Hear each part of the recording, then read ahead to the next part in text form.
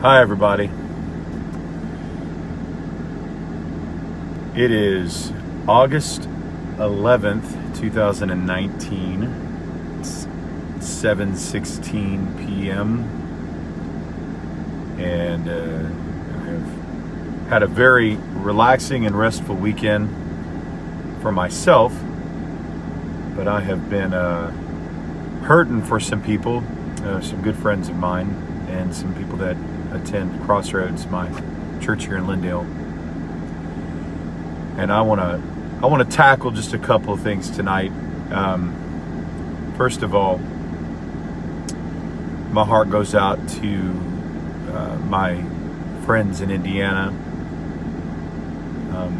Mike and Kim Richardson, and they're experiencing a loss going on right now with their buddy John Muncie, who is a devoted Christ follower. Recently had some health issues, and I'm not going to go into all the details of it. But unless a miracle happens, there is likelihood of John going home. They know him as Johnny. So if I say Johnny Muncie, Johnny, then you guys know what I'm talking about. And then a family, I'm not going to say their names, I want to respect their privacy, but they are experiencing the loss of a mom this week. And it's all but happened. And again, unless the Lord comes in and just does something incredible, which I never count him out, because he's good and he's loving and he always does what's best. But man, it's tough.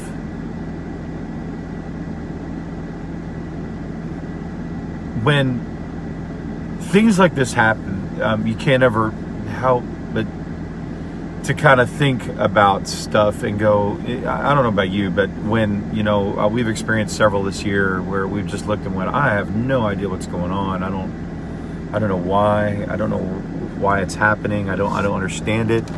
I don't get it. And so the question always is why God would that's one of the questions that I get asked a lot of, is why would God allow this to happen, or why did God let this happen? And so I'm going to tackle that issue for a second, because I want to make sure we understand something, that we live in a really messed up world. It's just messed up. I don't know if you can look around or not, but you live in a world that is going crazy. People going crazy. They're making decisions that are awful. And it's easy, because he's quiet a lot, to blame God for a lot of these things that God had nothing to do with. If you look back in the garden and you see the progression of things, how God gave an option to Adam and Eve to do something. They could either obey him or they could disobey him. And they chose, with their own free will, to disobey God. And that hurt God. That he wondered what was going on. He didn't understand why they would choose something other than him. I think sometimes in those cases, in the cases of people going crazy and psycho and living in this world of craziness, God's going, what in the world's going on? And he doesn't like it. He doesn't like it at all. In fact, his will is that none should perish. His will is that all would come to repentance. He does not delight in the death of the wicked, although he's not afraid of bringing justice. He's good. Every good and perfect gift comes from above, the Bible says. And it also talks about the fact that he hates sin. And the reason why he hates sin so much is because it cost everybody something. It cost everybody, life here. And he wants to bring life. He loves people. He wants them to experience life to the fullest. And that's why he lays out parameters for us, so that we can experience life. It's like a dad that builds a fence for his kids in the backyard and says, don't go beyond the fence. And there's actually a freeing nature to that. When kids have a fence, they know how far they can go, and they can play freely within this boundary area. And I don't know about you, but it's like the lines on the road even. Can you imagine trying to drive on our interstates without there being lines or boundaries? It just doesn't work. And it's loving to put those things there. And because God cares, he puts boundaries on things. And so for this world that's gone crazy, I see God lamenting over the choices of people who don't love him and who don't care about what he cares about and don't care about the things of him. And I say don't care. I think sometimes they've either blinded themselves to it or they don't know. And,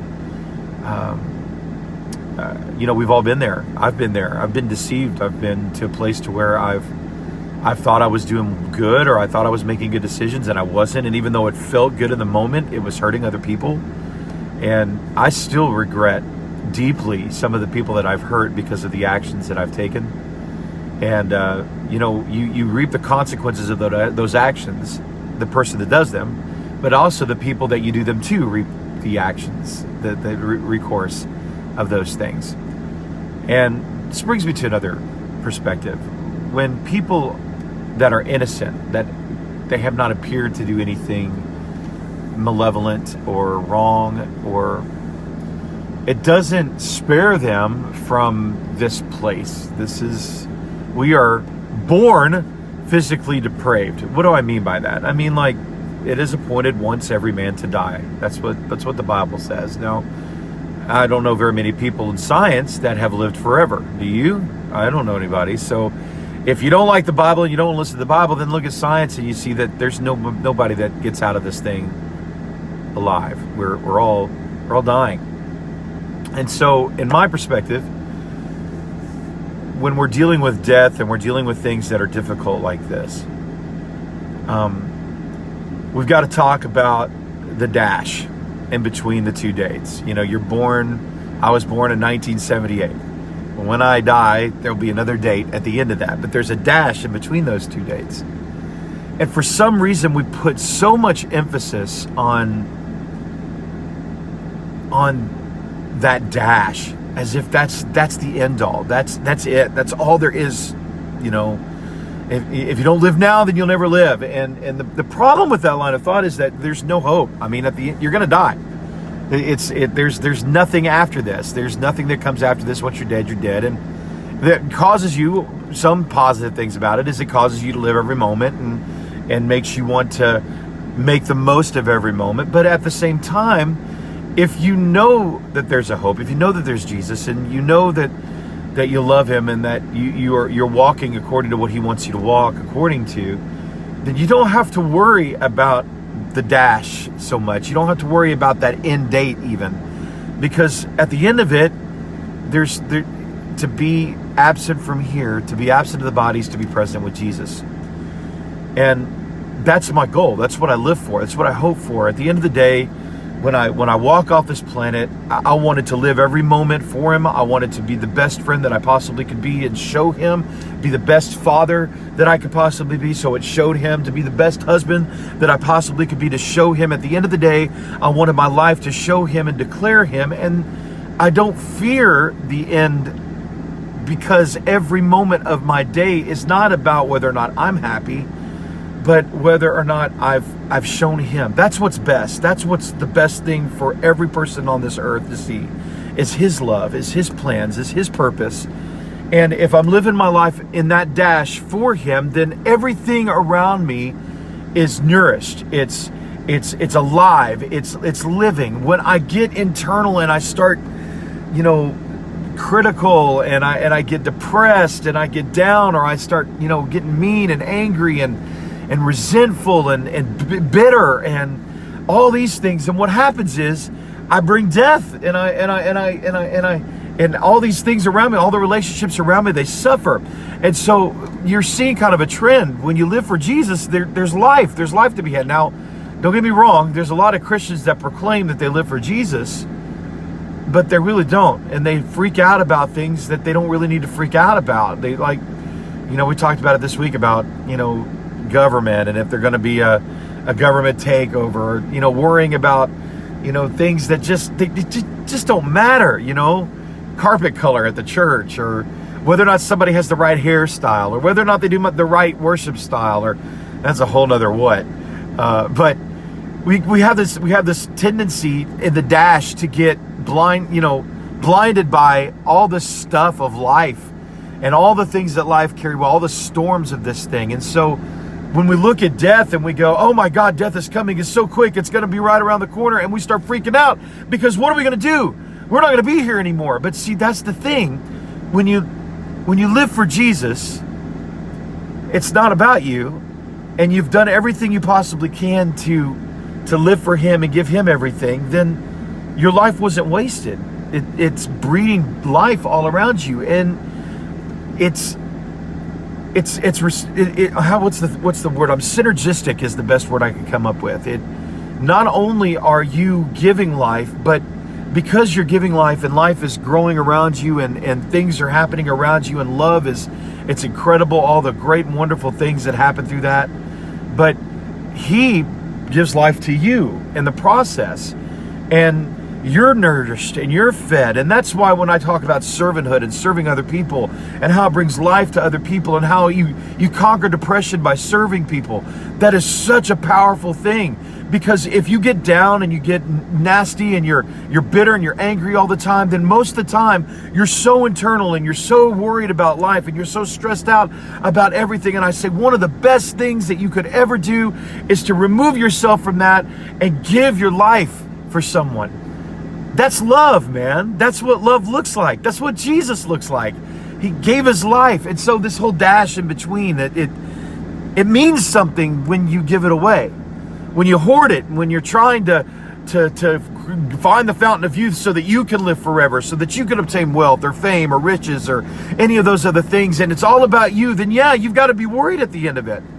But man, what a testament of life when you look at life at the end of it, when you're looking at the stretch of the road and you go, you know what? I've fought the fight. I fought the good fight of faith. I've run my course. I finished my race. And I see the dichotomy between somebody who has lived their life, for themselves, and at the end of it they're not real sure and they don't know and they're stressed out about it, versus somebody who truly has lived their life in love. Not only for God, but his people and for themselves, as far as loving themselves is concerned. Not chiefly, but taking care of themselves. And they've lived the best life they could. And these two families that I'm talking about, each one of them, man, can stand on the precipice of passing on. And they can look at their life and go, this wasn't for nothing, man. This was I gave myself away. I did what I believed was right. I want that. I want to be able to stand at the end of it and go, you know what? I live for Jesus, and I've given myself away, and I've not been selfish. And I got to be honest. Giving yourself, giving that love and that servanthood attitude, man, of just giving yourself away, that just breeds so much life. And at the end of my days, when I look at my life and I go, you know what? I gave my life to the Lord. I gave my life to my kids. I gave my life to my wife the way that the Lord wanted me to. And I have no regrets. And to look at your life at the end of it and think that way, then you really have nothing to worry about. That dash is so plentiful. It's so bountiful. There's so much life that has been given. And at the end of even in the 33 and a half years, we only know 3.5 years of it, but at the end of the 33 and a half years of Jesus, I mean, look at the difference that he made. And I want to be like him. He's my hero. These people that are passing on heroes and are heroes, whether they're moms or whether they're evangelists or whether they're people that stood in front of bullets, laying their life down for people, it meant something. It did. And that dash can mean something if you let it. But if you're sitting there in your house right now and you're so worried about this or that, or you give yourself over to that, you watch the news and you get so worried about, what's going to happen if, or I get so anxious about this or that or whatnot. And at the end of the day, you didn't change anything. There's nothing changed about it. That's all stuff that's going to happen, if it's going to happen. It's not much you can do to change it. You could pray. That's great. Please, I'm begging you for Johnny Muncie's sake even. I want you to pray. I want you to pray for his family. I want you to pray for him. But you know what? He's okay. he's saying, you know what, it's okay. It's whatever comes around, because I trust my God. I trust what he's doing. I trust his plans. I trust his plans more than my plans. I'm giving myself over to that. And what a testament, what an act of faith, man, to sit there and go, you know what? I trust him more than I trust anything else. I trust him. I want to be like that, man. What about, am I crazy? Am I crazy to say I want to be like that? I want to give myself over to the Lord in full trust, my whole life in full trust to him, and allow him to do things through me, in and through me, that I never thought possible, because I operated in a trusting manner. I allowed him to be God, and I allowed myself to just empty me of me, to lay the burdens down, man. I mean, lay it at the altar. That's such a cop-out. If you know me, you know what I feel about that whole analogy. But honestly, get rid of that care stuff, man. Get rid of that worried stuff. Get rid of that crud that weighs you down, and that anxiousness that makes you feel chained. And at the end of the day, if you really love God, you're going to trust him to do what's best. And that in-between time, that dash in between, you can, because you're free. You're not bound up by the cares and concerns and the worries and the fretting and the anxiousness, and you're not scared of death. You're not scared of what man can do to you. I love what Jesus said to his disciples when they were talking. He said, don't fear what man can do to you. Don't fear what they can pull off. Don't worry about, sure, what's the worst they could do? They could kill the body. They can cut your head off or whatnot. But at the end of the day, that's it. That's it. What else you got? What else is this world? What else can they do to you? They can torture me here. They can make the dash feel like maybe that it's hideous or whatnot. But at the end of it, that's just such a short blip in comparison to eternity. And for those of us that are talking about, well, I don't know if I believe in eternity, or I don't believe in heaven or hell. I mean, it's not much hope, man.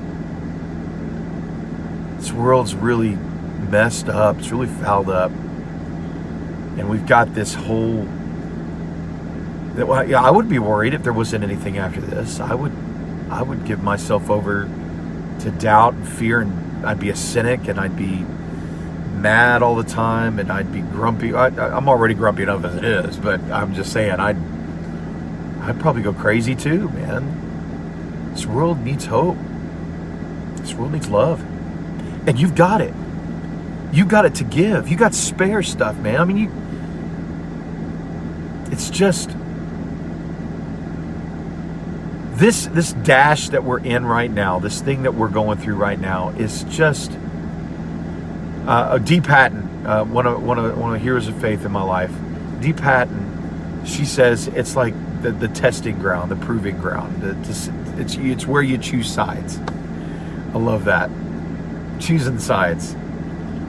And for eternity, the end all, I want to choose Jesus, man. So, just contemplating this stuff, man. I know that there's some people that are hurting right now, and trust me when I say that the hurting's not wrong. You know, Jesus wept, he mourned, he grieved over the death of Lazarus, and I'm sure that he mourns when we mourn, man. I'm sure that he cries when we cry. I know that He's not a high priest that cannot be touched by the feelings of our infirmities. He's felt despair. He's felt agony. He's felt all those things inside of him. So I'm not saying that because you're mourning or because you're crying or because you're emotional that you're evil. That's not. And please hear me when I'm saying to trust the Lord doesn't mean that you're free from all those emotions that come along with death.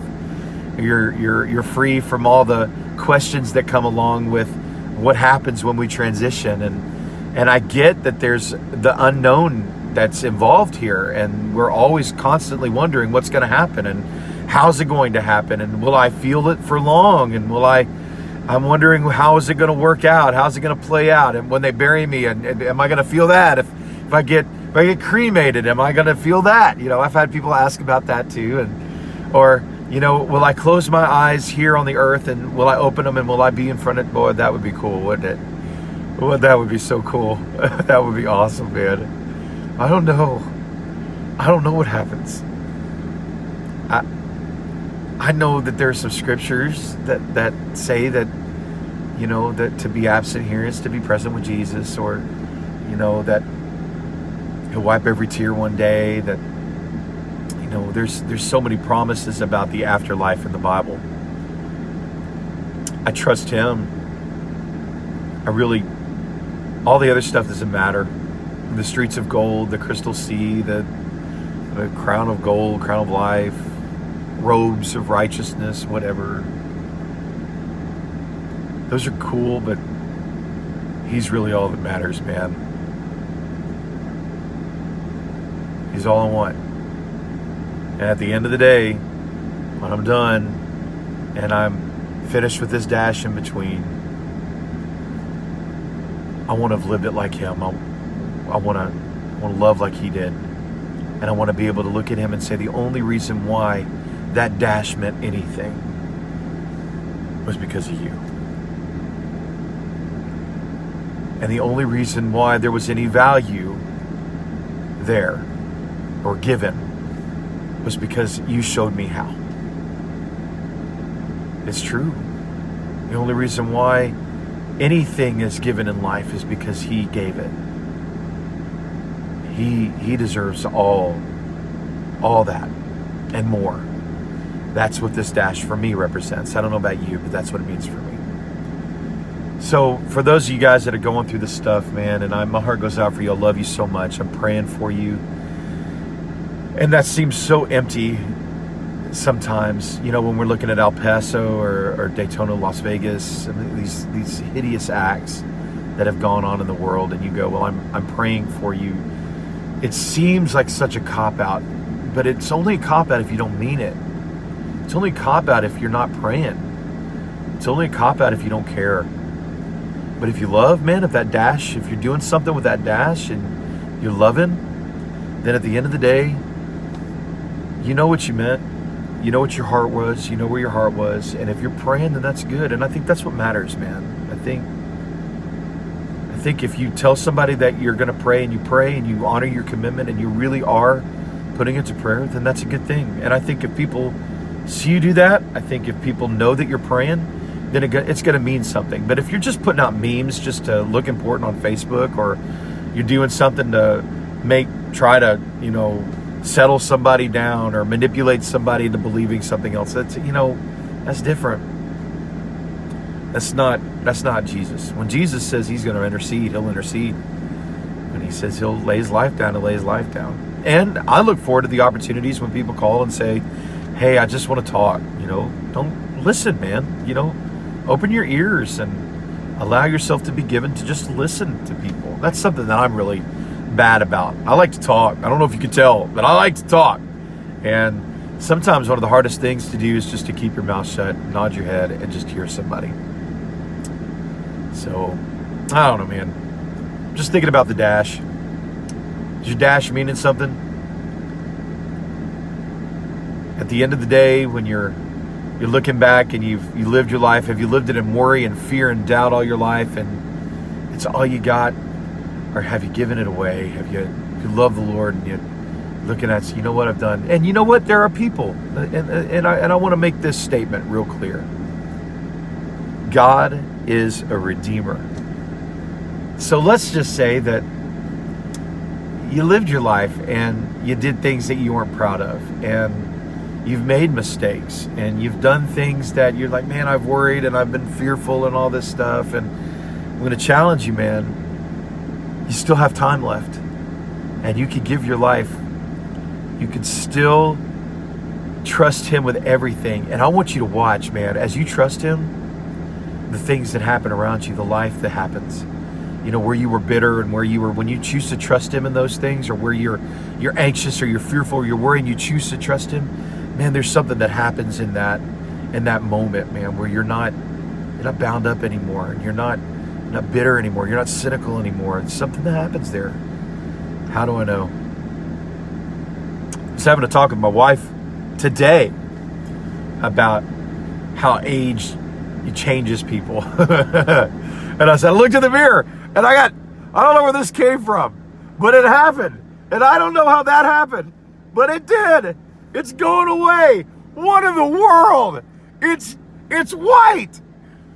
I don't even know how it happened, dude. It just happened. And it's out of nowhere. My kid's a senior in high school this year. What? What in the world? I have another kid that's a sophomore. I didn't even think I was going to live past 35, man. Yeah, I know it's called. I see you, Todd. I know what you're saying. It's called your birthday. No, it's not. It's called age. It's called years. And you know what? Sometimes it ain't the years. Sometimes it's the freaking mileage, bro. I'm just saying. Anyways, some of you have experienced so much life in your life, and you are so scared. You're so scared that you haven't done something meaningful. But I'm going to tell you right now, all that matters is what you do with the time that you have left. Because God can redeem that time, man. You don't have to worry about your past because God's a redeemer of that stuff. And if you choose to trust Him today, He will do things that you never thought possible. But that's the catch, isn't it? You have to let go of that stuff.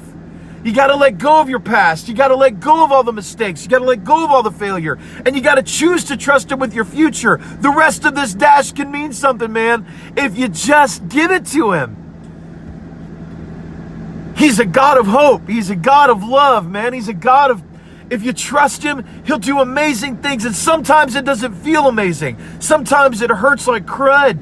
But I'm going to tell you something. I have seen so much positive stuff out of my life simply because I've chosen not to give up in the hard times. And I've seen things, miraculous things, that, how in the world did that happen out of that? Can you imagine what it would be like if people didn't trust Him through a storm? They'd never know what it meant to go through a storm with Jesus. They'd never know what it meant to have a storm calmed if they never faced the storm. Don't give up. Don't let your past dictate whether or not you're worth something or not. And do something with the time you got left, man. Okay. Yeah, I see that too. Sometimes it does get worse before it gets better. It does. A lot of times it gets worse before. You know why? Yeah, I think this is the theory here. Sometimes pain is because other people have done things. Like you see El Paso, Daytona. Sometimes you suffer ramifications of those actions. And then sometimes pain is because you fouled up. And then other times, sometimes pain is just because you're learning something. It's not arbitrary, though. And you know what? Even in the bad situations, God's really good about turning those things into good things. Don't believe me? Read Hebrews 11 and 12. It's pretty sweet. You know, we war against each other, Republicans, Democrats, or liberals, conservatives, or whatever you want to call us. You know, I don't know. I don't even know where I fit anymore, to be honest with you. The more I'm alive, the more I realize I'm not a part of this life. You know, I'm not a part of this system thing. I don't know. Maybe I feel that way a lot because it's so strange how people are just battling against one another, man, and that doesn't look like it's bringing life. It looks like it's bringing death, and it's hurting people, and it's hurting your relationships. Quit it. Quit. And quit doing this. Quit getting around round table discussions and start knocking everybody as soon as you get into that conversation. Don't do it, man. Don't do it. Don't be gossips and backbiters and malicious slanderers and mulchers and manipulators. Quit it. You don't look like Jesus.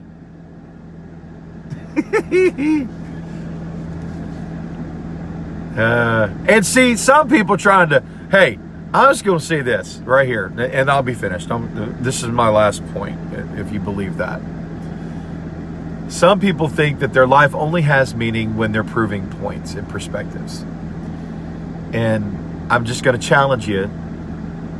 Take a moment to just hear people. Take a moment to listen and find places to serve. And make that dash count for something. Give it to Jesus, man.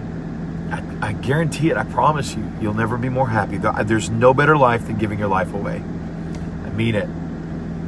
Anyways. Oh, man, I love you guys. I really do.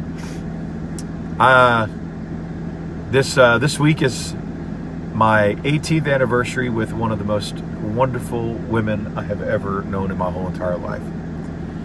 She deserves medals upon medals upon medals upon medals. She has put up with me in great, good, bad, evil moments. She's been there, man. And I love my baby so much. Cheryl is such a wonderful woman. And she's been my helpmate, and I have been her helpmate, and we have gone through stuff together in these 18 years, and we have seen some stuff. But that's another thing, man. If we would have given up when it got hard, we would have never known these sweet years. And there's been some really sweet years here lately, man. It's been really great. I love my baby, and I'm loving that I'm married to her still, and I'm loving that we're both feeling better about each other in the way that we look and taking care of ourselves. And I'm loving that she's in college and that she's so brilliant. I mean, she's brilliant, man. She's smart. She's 4.0 and all that. It's so much fun living life with her. But again, you got to hold on through those rough moments, man. And you got to give yourself. You got to listen. You got to bear through the hard times to get to the good times, because you have to weather a storm. That builds trust. That builds faith. That builds times where you know you can lean on the other person, and you know you can trust them in those kind of things. And it's worth it. Just saying. That's this week. And then my son, my oldest son's turning 17 in a couple weeks. It's where does the time go, man? Some of you got 50-year-olds, mom. Some of you got 40-year-olds, mom. And I don't even know how you guys. You look in the mirror and go, where in the world did that? How did they get that old? I thought for sure they were going to die when they were 16. If I wasn't going to kill them, somebody was. That's how I feel about it sometimes. Like, I have no idea how I survived that long, or how, I don't even know. Sometimes you look at life and you're like, I have no idea where the time went. But I'll tell you this, I'm so glad that I've got the time that I've had, and I've met the people that I've met, and the friends that I've got, and the love that I've been shown and that I have been able to show. It means so much. And I don't have regrets in that capacity. I have regrets when I've acted selfishly, but I can tell you this, man, I've never regretted love. Never, ever. Even when it was hard love, I've never regretted it. So guys, I'm telling you, with that dash in between, I don't want you to be scared about the ending so much. I don't want you to focus on that. I don't want you to focus on the sickness. If a sickness comes your way and decides to threaten you, or some malfeasance happens, and I don't want you to fear all that stuff, because that's how you give the enemy victory on those things. You allow him to manipulate your emotions to the place to where you don't trust. But if you just focus on God. What do I mean by that? I mean, stop placing your fear and your anxiety and all that stuff ahead of what you know he's capable of. And even if it isn't the way that you think it ought to go, resign yourself to knowing that God will do what is absolutely best in your life, no matter what. He's going to do it. He's so capable. If you just trust him, he'll do incredible things. Even after you're gone, he'll do something with that trust. I promise. It's worth it. Give your life, man. Do something with that dash, okay? All right. I love you guys. Be praying for my friends, would you please? The Muncies in Indiana. My friends, Kim and Mike Richardson, and their family, and they're going through some rough time. And I also want you to pray for Marcus and Jennifer. You don't need to know anything else about that. I'm going to respect them, but I just want you to, if you got to speak out a name, speak out their names, and trust the Lord that they're going to do something, that he's going to do something in their life. And then they're going through some really rough stuff right now, and I feel for them. But I want you guys to know I love you very much. I don't know all of you by name. I don't even know your faces. Some of you come up to me like, oh, I know you from Facebook. And I'm like, really? It's not because I don't love you. I really do. If I could do something for you, I would. just remember that I don't know everybody as half as well as I should, and half of you I know more than I want to. I'm just playing. I'm just kidding. Anyways, I want you to know that it's an honor that you're watching, and it's an honor that you would pay attention. And I hope that you understand what I'm trying to say tonight. The dash, man, make something of it. Give your life to Jesus. I promise you won't regret it. Okay? All right. He loves you. I do too. Talk to you guys later. Bye.